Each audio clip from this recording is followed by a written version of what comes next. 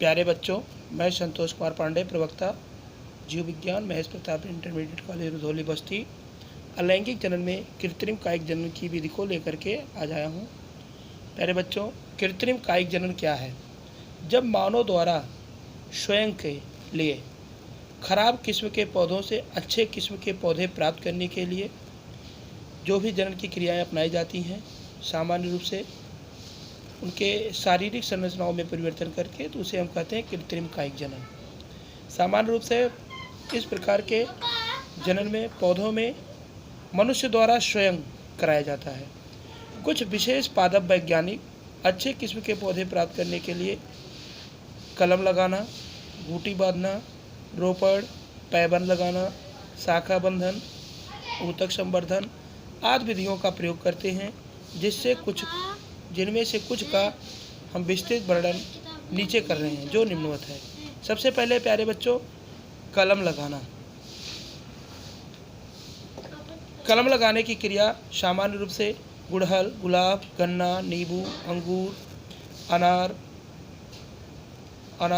कनेर आदि पौधे में पाई जाती है और इन पौधों में सामान्य रूप से कलम की विधि के द्वारा ही कृत्रिम कायिक जनन की क्रिया कराई जाती है। जैसे हम देखना चाहेंगे, बताएंगे आपको कि जैसे ये मान लीजिए कोई सामान्य पौधा है, इसको हम क्या करते हैं बच्चों, ऐच्छिक पौधे को, जो भी खराब किस्म का पौधा है जिस पे हमको अच्छे किस्म के पौधे प्राप्त करने हैं, या मान लीजिए कोई पौधा है उससे हमको कृत्रिम कायिक जनन के द्वारा अधिक पौधों की संख्या प्राप्त करनी है। मान लीजिए जैसे गन्ने में क्या करते हैं, इससे बहुत सारी पत्तियाँ निकली हैं, जड़ से पौधा है, इसमें छोटे छोटे इनके नोट्स और एंटरनोड्स से लगे हुए पाए जाते हैं।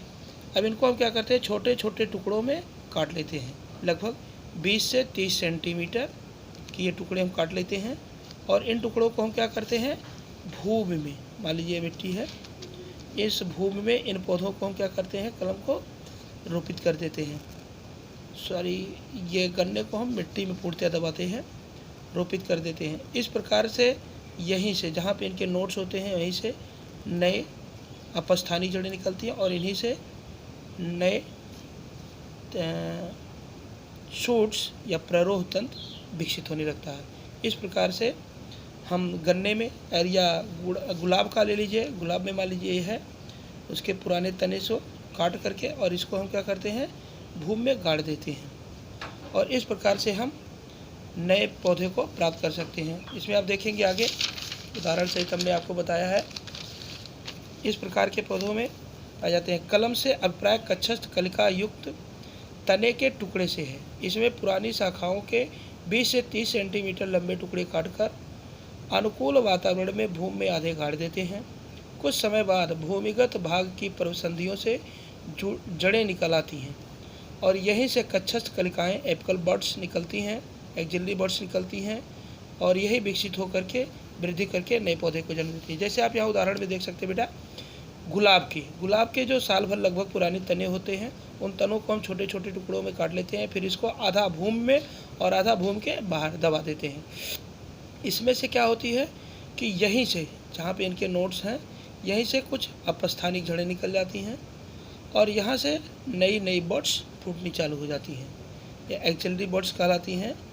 एक्जिलरी बड्स डेवलप करती हैं और नए पौधे को जन्म देते हैं। गन्ने में अगर हम देखें तो गन्ने को हम क्या करते हैं बेटा, गन्ने में आप पूरा ये गन्ना है, इसको हम छोटे छोटे टुकड़ों में काट देते हैं, फिर इसको भूमि के भीतर क्या करते हैं, दबा देते हैं और दबा करके जहाँ से ये इनके नोट्स हैं, यहीं से अपस्थानिक जड़ें निकलेंगी और यहीं से एपिकल बड्स निकल करके और ये भूमि से बाहर जाती है और नए पौधे को जन्म देती है। दूसरी विधि है बेटा इसमें दाब लगाना, लेयरिंग सामान्य रूप से नींबू, नारंगी इत्यादि पौधों में पाया जाता है। इसमें हम क्या करते हैं बेटा, यह उदाहरण देखिए, कोई एक भूमि पे लगा हुआ पौधा जो ऑलरेडी भूमि पे रोपित है, इनकी जो शाखाएं होती हैं, जो धरती या भूमि के निकटस्थ होती हैं, उनको हम क्या करते हैं, भूमि के भीतर दबा देते हैं और दबा देते हैं, उनके कुछ तने बाहर रखते हैं। अब यहाँ से क्या होती है, जो तना भूमि के भीतर दबा रहता है, इसको लगातार नमी देते हैं। नमी देने से क्या होता है, यहाँ से कुछ एडवेंटेशियस रूट्स, अपस्थानिक जड़ें, इनको हम क्या कहते हैं बेटा, अपस्थानिक जड़ें ये जड़ें निकल आती हैं। फिर इनको क्या करते हैं, हम यहीं से काट लेते हैं और काट करके इसको दूसरी जगह पे रोपित करके नए पौधे को प्राप्त कर लेते हैं। लेयरिंग में इसमें आप देखेंगे, इस विधि में भूमि के निकट वाली शाखा जो भूमि को छूती है, वहाँ पर इसकी छाल चाकू से हटाकर इस भाग को भूमि में क्या करते हैं, दबा देते हैं तथा नमी बनाए रखते हैं। कुछ ही दिनों में देखते हैं बेटा, यहीं से अपस्थानिक जड़ें निकल आती हैं, जिसे मात्र पौधे से काटकर अलग कर दूसरी जगह भूमि में रोपित कर देते हैं और नया पौधा प्राप्त कर लेते हैं। सामान्य रूप से इसमें हमको यहाँ दिखाया गया है नींबू में दाब लगाना। नींबू में सामान्य रूप से इस विधि का नींबू में, नारंगी में हम प्रयोग करते हैं, तो इसे हम कहते हैं बेटा लेयरिंग, भूमि में दबाना। अगली है रोपण या पैबंद लगाना, ग्राफ्टिंग क्या है? ये ग्राफ्टिंग कई प्रकार के होते हैं बेटा। इसमें हम कुछ खराब किस्म के पौधे क्या करते हैं, कुछ खराब किस्म के पौधे एक गमले में रोपित करके ले लेते हैं। ये मान लीजिए आपका है खराब, या इसको हम घटिया या खराब कहते हैं, किस्म का पौधा है। अब इस पौधे पे विभिन्न प्रकार से हम कुछ अच्छे किस्म के, ये होता है बेटा क्या, अच्छे किस्म के पौधे, अच्छे किस्म के पौधे को तने को लिया करके इसके साथ हम ज्वाइंट कर देते हैं और इसके साथ जो खराब किस्म का पौधा अच्छी किस्म का पौधा लग जाता है। इस पर जो नई बड्स निकलती हैं तो पुराने किस्म वाले को तोड़ के फेंक देते हैं और इस नई किस्म वाले पर विकसित होने देते हैं। तो इससे क्या होता है, पुराना तने पर एक अच्छा किस्म का पौधा लग जाता है, जिससे हमको ऐच्छिक या मनोवांछित प्रकार का पौधा प्राप्त हो जाता है। इस विधि में बेटा इसको हम कहते हैं रोपण या पैबंद लगाना।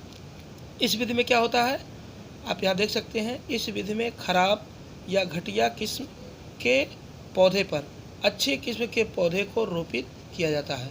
अर्थात हम कह सकते हैं किसी जड़ सहित पौधे के कटे हुए तने पर किसी दूसरे पौधे के तने उगाने की विधि को हम रोपण या ग्राफ्टिंग कहते हैं।